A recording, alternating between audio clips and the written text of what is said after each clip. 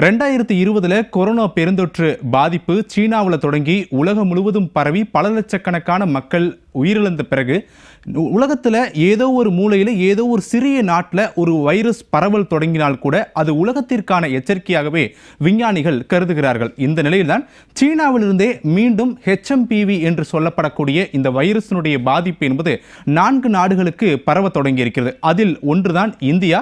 நேற்று வரை இந்தியாவில் இந்த HMPV வைரஸினுடைய பாதிப்பு இல்லை என்று சொன்ன மத்திய சுகாதாரத்துறை அமைச்சகம் தான் இன்றைய தினம் 3 பேர், அதுவும் அந்த 3 பேரும் 1 வயதுக்கு உட்பட்ட குழந்தைகள், இந்த குழந்தைகளுக்கு மருத்துவ சிகிச்சைகள் வழங்கப்பட்டு வருகிறது அப்படின்ற தகவல்களோட அதிகாரப்பூர்வ செய்தி குறிப்பை வெளியிட்டிருக்காங்க மத்திய சுகாதாரத்துறை அமைச்சகம். சரி, இப்போ இந்த செய்தியை பார்க்கக்கூடியவங்களுக்கு இந்த செய்தி எதற்காக அப்படின்னா, உங்க வீட்லையும் குழந்தைகள் இருப்பாங்க, உங்களுடைய குழந்தை நண்பர்கள் அல்லது உறவினர்கள் வீட்லையும் குழந்தைகள் இருப்பாங்க. இது பெரும்பாலும் குழந்தைகளை மட்டுமே பாதிக்கக்கூடிய வைரஸ் பரவல் என்பதால் இந்த வைரஸ் எப்படி பரவுகிறது, இதிலிருந்து தப்பிப்பது எப்படி, இந்த வைரஸை கட்டுப்படுத்துவது எப்படி, இப்படியான விஷயங்களை தான் அடுத்த 5 நிமிடங்களுக்கு நீங்க தெரிஞ்சுக்க போறீங்க. இது உங்களுக்கான செய்தி. முதல்ல இந்த பரவும் HMPV வைரஸ் எச்சரிக்கை யார் கொடுத்திருக்காங்க அப்படின்னா, உலக சுகாதார அமைப்பும் மத்திய அரசும் கொடுத்திருக்காங்க. 2001ஆம் ஆண்டு நெதர்லாந்து நாட்டில் கண்டறியப்பட்டது இந்த HMPV வைரஸ். நெதர்லாந்து நாட்டில் குளிர்காலத்தின் போது இந்த HMPV வைரஸ் என்பது கண்டுபிடிக்கப்பட்டது. உதாரணத்துக்கு சுவாச கோளாறு காரணமாக நெதர்லாந்து நாட்டிலிருந்து வந்த ஒருவருக்கு இந்த HMPV வைரஸ் இருக்கிறது அப்படின்றத ஒரு குழுவினர் கண்டறிந்தார்கள் 2001. இது தரவுகள் சொல்லக்கூடிய அடிப்படையில் இந்த HMPV வைரஸினுடைய பாதிப்பு என்ன விளைவுகளை ஏற்படுத்த போகுது அப்படின்னா, கடுமையான சுவாச பிரச்சனையை ஏற்படுத்தும். இன்னும் ரொம்ப சொல்ல போனா ஒரு சிலருக்கு உயிரிழப்பை கூட ஏற்படுத்துவதற்கான வாய்ப்புகள் இருக்கு அப்படின்னு சொல்லி எச்சரிக்கிறார்கள் விஞ்ஞானிகள். இதுதான் இந்த HMPV வைரஸினுடைய முதல் தகவலாக பார்க்க முடிகிறது. யாரை பாதிக்கிறது? இப்ப நம்ம எல்லா ஏஜுமே இருக்கிறோம், இந்த எல்லா வயதினருக்குமே இந்த பாதிப்பு உறுதி செய்யப்படுகிறதா அப்படின்னா, நம்ம முன்பே சொன்ன தகவல்கள் தான்.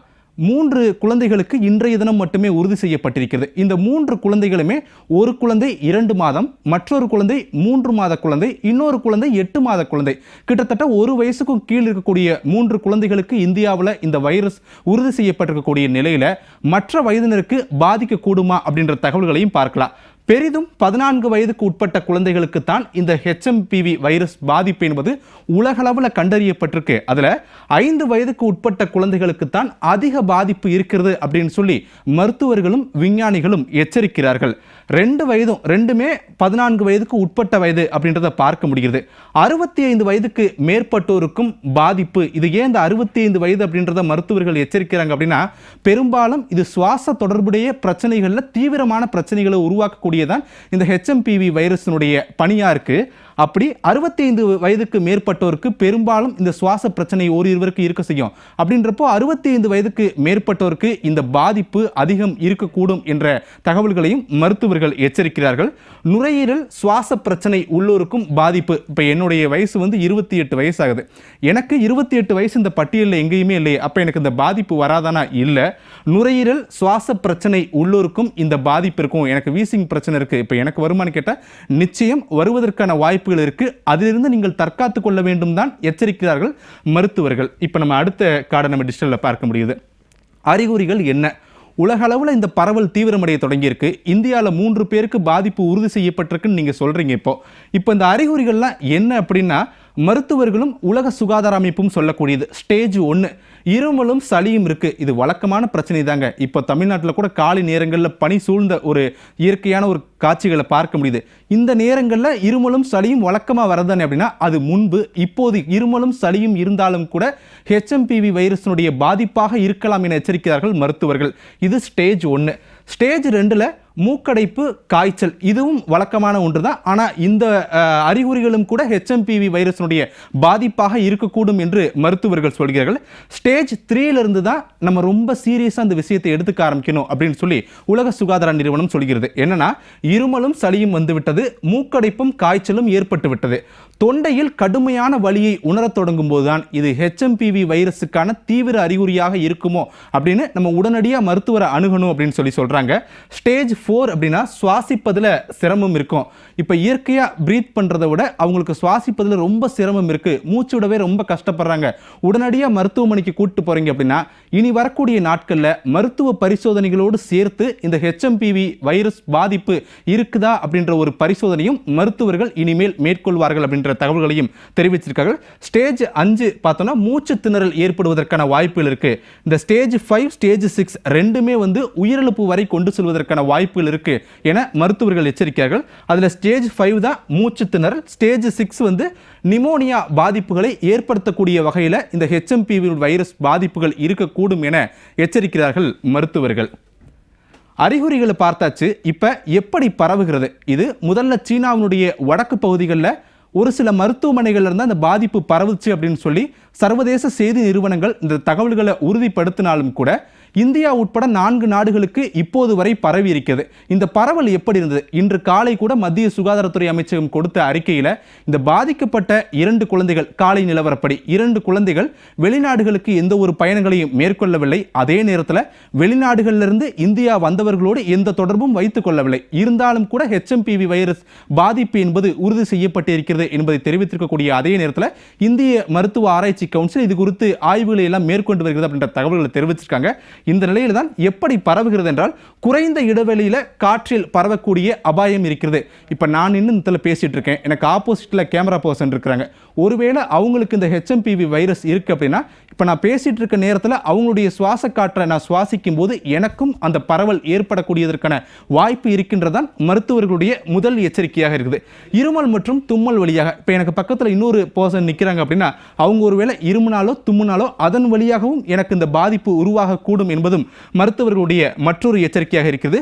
உமிழ்நீர் வழியாகவும் அதே போல சுகாதாரமற்ற இடங்களை தொடுவதன் வழியாகவும் இந்த ஹெச்எம்பிவி வைரஸுடைய பாதிப்பு என்பது பரவுகிறது அப்படின்ற தகவல்களையும் தெரிவிச்சிருக்காங்க.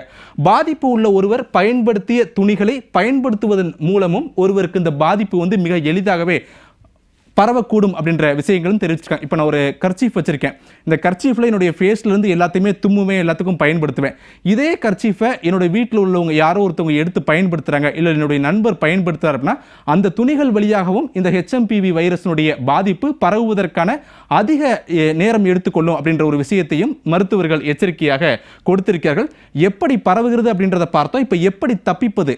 3 பேருக்கு இந்த உறுதி செய்யப்பட்டிருக்கிறது. எப்படி தப்பிப்பது என்றால் முகக்கவசம் அணிந்து கொள்ள வேண்டும். கொரோனா அப்போ எப்படி நாடு முழுவதும் உலகம் முழுவதுமே முகக்கவசம் அணிந்திருந்தார்களோ அதே போல முகக்கவசம் அணிந்து கொள்ள வேண்டும் என்ற ஒரு அறிவுறுத்தலை மருத்துவர்கள் தெரிவித்திருக்கிறார்கள். இது இந்தியாவில் முகக்கவசம் அணிய வேண்டும் என்று இன்னும் கட்டாயப்படுத்தவில்லை. ஆனால் லண்டன் அதே போல சிங்கப்பூர் உள்ளிட்ட நாடுகளில் முகக்கவசம் அணிந்து கொள்ளுங்கள், ஹெச்எம்பிவி வைரஸினுடைய பாதிப்பு அதிகரிக்க தொடங்கி இருக்கிறது என்று அந்நாட்டினுடைய சுகாதார அமைப்பை அதிகாரப்பூர்வமாக தெரிவித்திருக்கிறார்கள். இது சர்வதேச செய்திகளுடைய ஊடகங்கள் மூலமாக தெரிந்து கொள்ள முடிகிறது.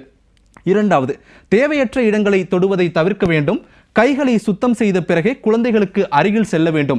பெரும்பாலும் குழந்தைகளை மட்டுமே இந்த ஹெச்எம்பிவி வைரஸ் என்பது பாதிக்கக்கூடிய நிலையில் குழந்தைகள் நம்ம வீட்டில் இருக்காங்க அப்படின்னா அவங்கள போய் வெளியில் போயிட்டு வரோம், 8 மணி நேரம் ஆஃபீஸ் ஒர்க் முடிச்சுட்டு வீட்டுக்கு போனோடனே குழந்தைங்களை தூக்கி கொஞ்சுவாங்க.